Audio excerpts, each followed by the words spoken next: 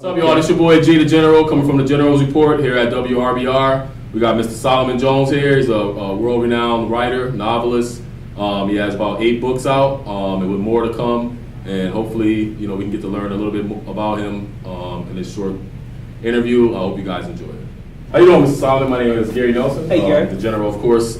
Just wanted to give you some information on you and how you got started, or whatever you think that the people should know about you, Okay. and how we can get some more information on how to get your books and stuff like that. Okay, so I started writing professionally in 1993. I had hit a low point in my life and was living in a homeless shelter. And I wrote a piece called Black in the System about what it was like to be in that position. And a lady that I was working with on a newsletter showed it to an editor at a newspaper, and he said, "Wow, this is great," and he ran it on a 2-page spread, and that was my first professional experience with writing. I went back to college because I had dropped out. I got my degree in journalism and went on to write for a number of newspapers, and eventually in 2001 published my first novel, Pipe Dream.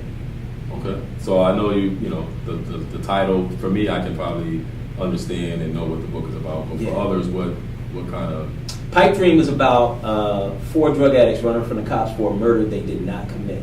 It's set in North Philly, right around Broadway area in 1992. It's part mystery, part thriller, part love story with a little political intrigue, but very suspenseful, and that's what keeps readers turning the page. And along the way, you learn about these 4 characters, their backgrounds, and what put them in the position that they're in. That was the one book that really came from my personal experience on the streets and with drugs and all of the things that come with them. And fortunately was able to get out of that and write 7 subsequent books after that, including the 2 that we have here, Last Confession and The Gravedigger's Ball, as well as my most recent one, The Dead Man's Wife. So, everything happens for a reason, and I'm grateful that I was able to take something positive out of that experience and come here and share it with you today. Okay, so being that you go all around the world and travel and talk to people and different students like you just did here at Brennan Rogers, how do you gauge your lecture or your speech or whatever you want to, however you call it, as you go to these different places? Because just by cultural diversity, is there a way that you switch your story, or you keep your story kind of the same in your approach? Well, the story is what it is, and so we approach each audience, I think, pretty much in the same way. What I find with especially with young people is that they respond positively to 3 things: truth, hope, and love. If kids know that you don't care anything about them, they tune you out. They don't want to hear it, and they can tell. They're more perceptive in many ways than adults are.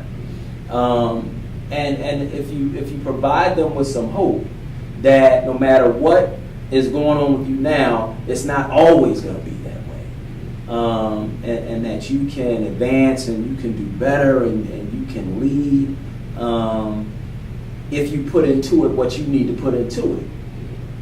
They want to hear that. But the other thing is, and the real foundation of all of it, is that they want to hear the truth. So I never switch up the story. Right? The story is the story, and they know it, and you can hear a pin drop because they know that what they're hearing is the truth. And so, I'm fortunate that translates to different audiences, and I'm blessed that I've been able to go through some things and then come out the other side, and then let some other people know how they can come out as well. Okay, well, again, I definitely appreciate you coming in. I'd like to hear people that turn their lives around, because I kind of have my own story where I turned around, and some the people that know me know that that it was late in my life that I was able to make a change, and now I'm doing the same. I'm doing it maybe through the sports and academics, with trying to help support kids and letting them know, even at this late in the stage of 8th grade, 9th grade, you can still make a change in your life, because you made your change as an adult. Yes, right. As if I heard the story right. But what if other people wanted to, like, how about if we can get some information on just how other people can bring you down? Because I see you do a lot of public appearances, and just where they can find your books and stuff like that. My books are at Amazon.com, Barnes & Noble, anywhere where books are sold. And you can contact me through my website, which is SolomonJones.com. That's SolomonJones.com. Okay. And what if you had to pick one? I know it's hard because you are the writer. If you had to pick one book that somebody should start off, which book do you think that they should start with? That's like asking me to pick one of my kids. Yeah. I think that you can start at the beginning. You can start with Pipe Dream. Pipe Dream is very gritty, very real, very much about the streets. But I believe it's very well written. It is not your typical urban fiction. If you're more into mainstream mysteries, you can start with The Last Confession and read through that series. The Last Confession, The Gravedigger's Ball, The Dead Man's Wife, and the forthcoming fourth book out of that series as well. Okay. Yeah. Well, I definitely appreciate you coming in. Thanks, man. Giving us some time, and hopefully we'll see you again down here in Connecticut, and hopefully in New Haven again. Okay. And like I said, I'm definitely going to look into trying to set you up with some of our other people that we know that love to have positive Black men come in and talk. So Great. Thanks again, man. Thank I appreciate you, it, and hopefully we'll talk again. Okay, All right. looking forward to it. Another guy came and I never forget, his name is Rez Gilman. Rez was an old Jewish dude with curly red hair from West Philly. And Rez, he said, "What do you write, Solomon?" I said, "I write a book." He said, "Can I be in it?" I said, "Sure." And I made a character in the book called Rez Hillman. I didn't want to put his real name because I didn't want him to sue me. Called Rez Hillman. And Rez is still waiting for it to be a film. Frankly, so am I. But when that book finally got published, after all the rejection, after all the naysayers, after all the people who didn't believe, I realized that something was different about my life because it got published by Random House, and Random House sent me on a 7-city tour.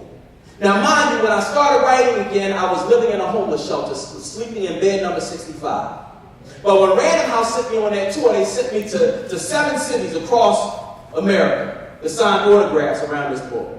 But when it really hit me that things were different is when they sent me to California. They sent me to Los Angeles to a place called Beverly Hills. Y'all ever hear of Beverly Hills? Yeah. Right. So they sent me to this hotel, it's a 5-star hotel called the Beverly Wilshire. It's at the end of this street called Rodeo Drive, right? That's where they make the real Louis Vuitton joints, not the one they sell on the corner. Real one, right? So they sent me to this place called the Beverly Wilshire at the end of Rodeo Drive. And when I realized that things were different was when the bellhop came upstairs. He took my bags upstairs. He said, "Mr. Jones, I hope this suite meets with your approval. And if you need to go anywhere, the Rolls Royce, look out this window. The Rolls Royce is at your disposal." I said, "Man, a couple years ago, I was sleeping in a cot in a shelter. I got that Rolls Royce and took a ride. Right? I ain't no money, but I got it." And I took a ride, and what I realized was that things had changed for me. Because I reached back and pulled from the strength of our ancestors. Because I decided that I wanted to do something different. Because I decided that I was going to use my gift. Because I decided that I was going to be a true hustler. The question for you today is, what is Black history going to mean to you? Are you going to be making that history, or are you going to be watching that history?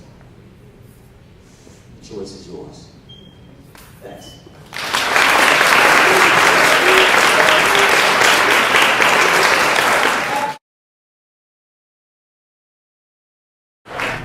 Hi, my name is Solomon Jones. I'm an author, journalist, speaker, and this is one of my books, The Last Confession. And The Last Confession is available along with my 7 other novels at Amazon.com, at Barnes & Noble, wherever books are sold. And if you want me to come for a speaking engagement or a book signing, you can reach me at my website, solomonjones.com. That's SOLOMON Jones.com. I had a great time here in New Haven, Connecticut, and I'm looking forward to coming back. Thanks.